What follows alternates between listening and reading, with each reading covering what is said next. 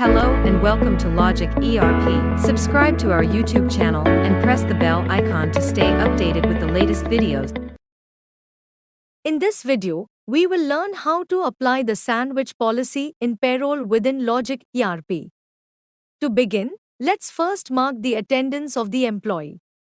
For this, go to the main menu, click on Payroll Entry menu, and open the Attendance Register, Monthwise window. Select the payroll month and then choose the employee from the search list. Click on the Refresh button. Double-click in the serial number column against the employee's name to define the attendance. Here, you can see that 15th August is marked as paid leave. However, if the employee has taken casual leave before and after the paid holiday, then mark casual leave on both of those dates. Once the attendance is updated, let's move to payroll generation and view its impact. Before generating the payroll, let's first open the configuration window. Enable the option Check and prompt if leaves are availed before or after a holiday. The checking criteria include two options, and we will begin by testing the default option. Select the payroll month and choose the employee, then click Recalculate. A window will appear highlighting employees who have taken leave either before or after a holiday.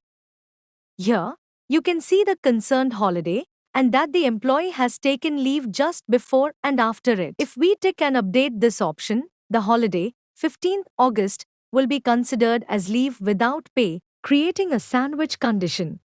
As you can see, the paid leave count becomes 0 and the leave without pay count is now 1.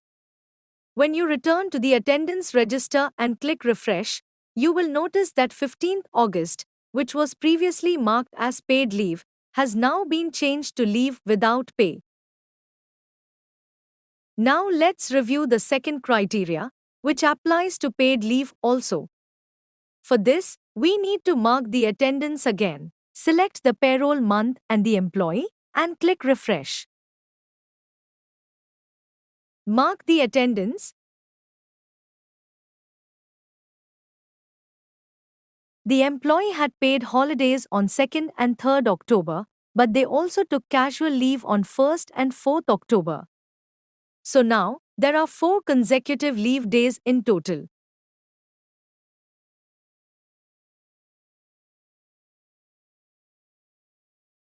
Next, go to the payroll generation window. Select the payroll month, choose the employee, and click Recalculate.